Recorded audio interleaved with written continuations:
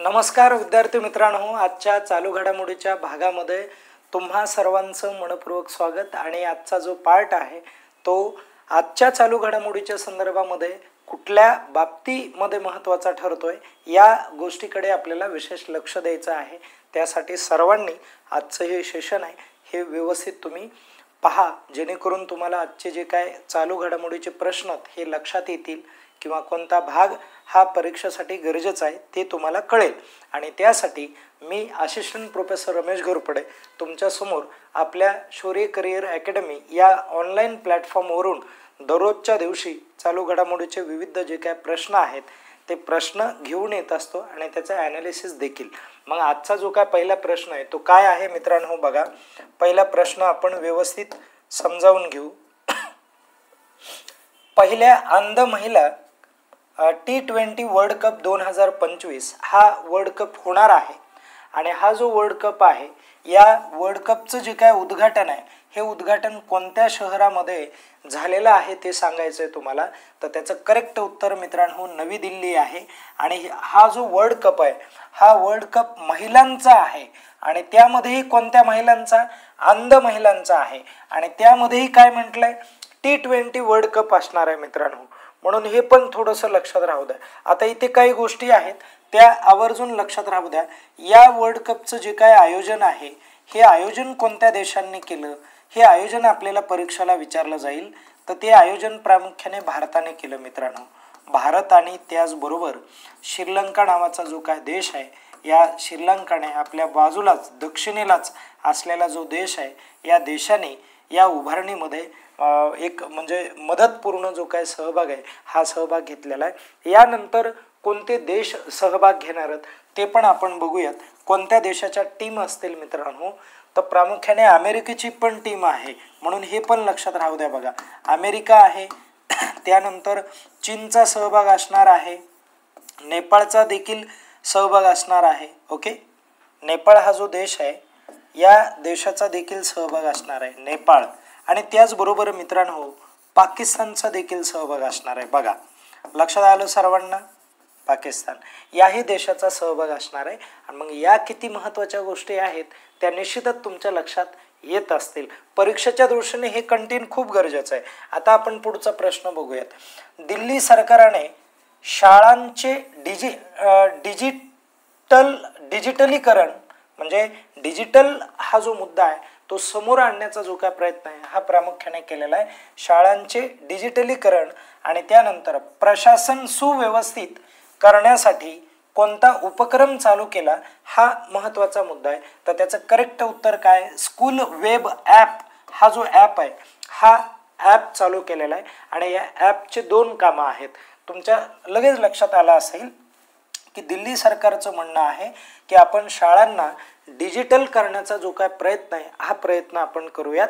आणि या डिजिटलच्या माध्यमातून काय होईल, शाळेचे जेवढे काही कामं असतील, मुलांचा जो काय होमवर्क असेल तो सर्व डिजिटल माध्यमातून विद्यार्थ्यांना आणि पालकांना पोहोचविण्याचं जे काय काम आहे हे शाळेच्या माध्यमातून होणार आहे। आणि त्याचबरोबर मित्रांनो जे शाळेचं प्रशासन आहे, ॲडमिनिस्ट्रेशन ऑफ स्कूल हे जे आहे याला कुठेतरी आपल्याला म्हणजे सुलभ करण्याचा जो काय प्रयत्न आहे हा प्रयत्न या स्कूल वेब या ॲपच्या माध्यमातून केला जाणार आहे, म्हणून हे देखील लक्षात राहू द्या। आपण जाऊयात पुढे। नंतरचा प्रश्न काय आहे बघा, भारताच्या कर्ज सहाय्याद्वारे हनीमादू आंतरराष्ट्रीय विमानतळाचे उद्घाटन कोणत्या देशात करण्यात आलं असा हा प्रश्न आहे। प्रश्न व्यवस्थित समजून घ्या।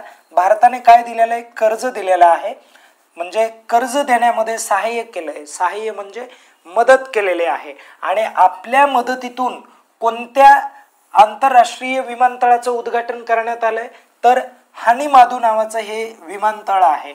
आणि हे जे विमानतळ आहे हे विमानतळ नेमकं कुठे आहे, तर हे विमानतळ प्रामुख्याने तुम्हाला मालदीव या देशामध्ये बघायला मिळतं। म्हणजे यातून आपल्याला लक्षात येत आहे की आपण काय केलेलं आहे, तर मालदीवला कर्ज दिलेलं आहे। आता हे जे कर्ज आहे मित्रांनो हे कर्ज यासाठी आपण दिलं आहे की लक्षात ठेवा, ज्या वेळेस आपण हे कर्ज दिलेलं आहे याला आपण काय म्हणूयात, की डायरेक्ट लाईन क्रेडिट असं म्हटलं जातं. आणि अशा कर्जाच्या माध्यमातून काय केलं जातं, तर प्रामुख्याने जेव्हा अशा प्रकारचं कर्ज इतर देशाला दिलं जातं, ते कर्ज प्रामुख्याने कशासाठी दिलं जाणार आहे, एअरपोर्टसाठी दिलं जाणार आहे, म्हणजे विमानतळासाठी दिलं जाणार आहे. विमानतळ असेल किंवा तिथलं एखादं पोर्ट असेल, ज्याला आपण बंदर म्हणतो ना, त्या बंदर विकासासाठी दिलं जाणार आहे. ओके, अशा वेगवेगळे जे काय उपक्रम आहेत, तिथले जे महत्त्वाचे उद्योग आहेत, ते उद्योग वाढीस लागावे म्हणून हे कर्ज दिलं जातं.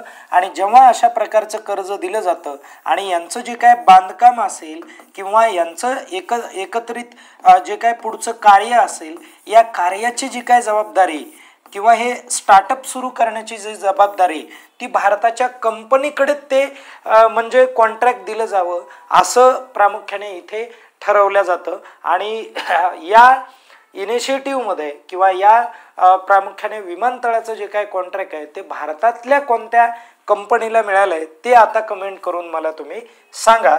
ओके, हा तुमच्यासाठी महत्त्वाचा घटक असेल. 2025 साली मराठी भाषेसाठी साहित्य अकादमी बाल साहित्य पुरस्कार कोणाला मिळाला, अशा पद्धतीचा प्रश्न आहे.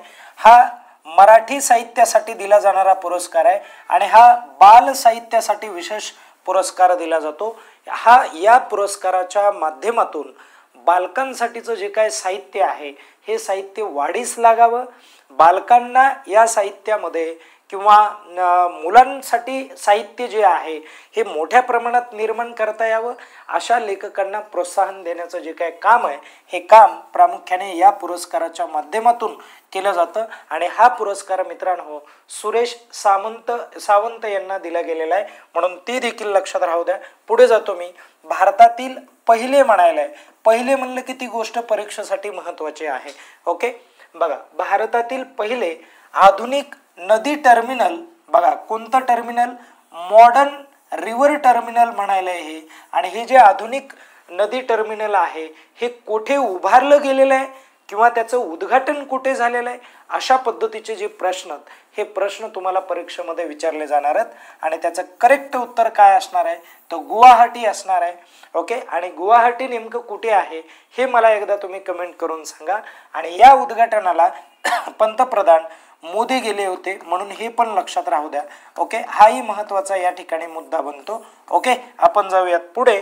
नंतरचा प्रश्न काय आहे बघा, अंमली पदार्थ असतात, ओके, जे ड्रग्स वगैरे असतात, हे जे अंमली पदार्थ आहेत, या अंमली पदार्थाच्या विरोधामध्ये टास्क फोर्स प्रमुखांची पहिली प्रादेशिक परिषद ही कोणत्या राज्यामध्ये आयोजित करण्यात आलेली आहे ते तुम्हाला सांगायचं आहे. तर त्याचं करेक्ट जे काय उत्तर आहे ते नागालँड आहे मित्रांनो. हे देखील तुम्हाला लक्षात ठेवायचं आहे. अंमली पदार्थाच्या विरोधामध्ये काम करणाऱ्या ज्या संस्था असतात, या संस्था महत्त्वाच्या असतात, आपल्यासाठी परीक्षेच्या माध्यमातून गरजेच्या आहेत.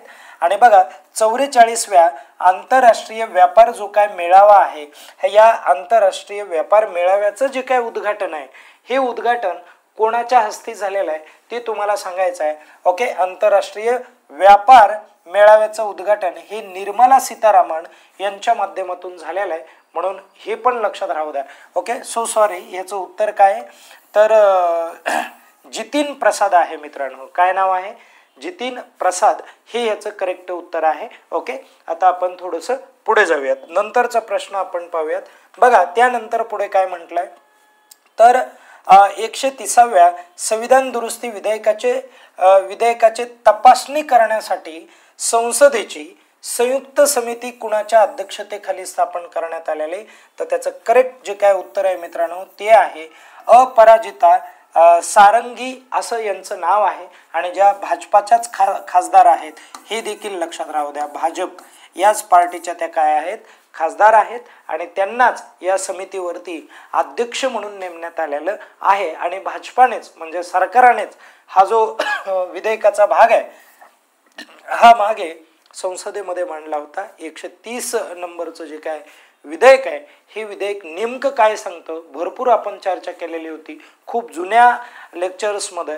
तुम्ही एकदा मला ते सांगा, 130वी जी काय घटना दुरुस्ती हे विधेयक आहे, ते विधेयक कशाच्या संदर्भात आहे. पंतप्रधान मोदींनी भारतातील पहिली डिजिटल आदिवासी स्वातंत्र्य सैनिक संग्रहालयाचं जे काय उद्घाटन आहे हे उद्घाटन केलेलं आहे. तर हे उद्घाटन नेमकं कुठे केलं आहे ते तुम्हाला सांगायचं आहे. तर त्याचं करेक्ट उत्तर आहे बघा नवा जयपूर छत्तीसगड यामधलं ते ठिकाण आहे. तर तिथे याचं उद्घाटन केलेलं आहे. तुम्हाला उद्घाटन कोणी केलं असं देखील विचारलं जाऊ शकतं. आणि एक आजचा शेवटचा प्रश्न, अंतराळामध्ये AI डेटा सेंटर जे आहे हे AI डेटा सेंटर उभारलं जात आहे. AIच्या न्यूज आत्तापर्यंत मोठ्या प्रमाणात आलेला आहे, ज्याला इंटेलिजंट ज्याला काय म्हणू इन्फॉर्मेशन वगैरे असं म्हणूयात. आणि ही जे आहे ही AI जे आहे ही AI प्रामुख्याने आता अंतराळामध्येही त्याचे जे काय स्टेशन्स आहेत ते उभारले जाणार आहेत. आणि कुणाच्या माध्यमातून तर गुगलच्या माध्यमातून उभारले जाणार आहेत. हेही त्याचं तितकंच म्हणजे महत्त्वाचं भाग असलेला आपल्याला बघायला मिळतोय. या ठिकाणी विद्यार्थी मित्रांनो आपण थांबूयात. स्वतःचा अभ्यास कंटिन्यू ठेवा आणि स्वतःची काळजी घ्या. ओके, धन्यवाद.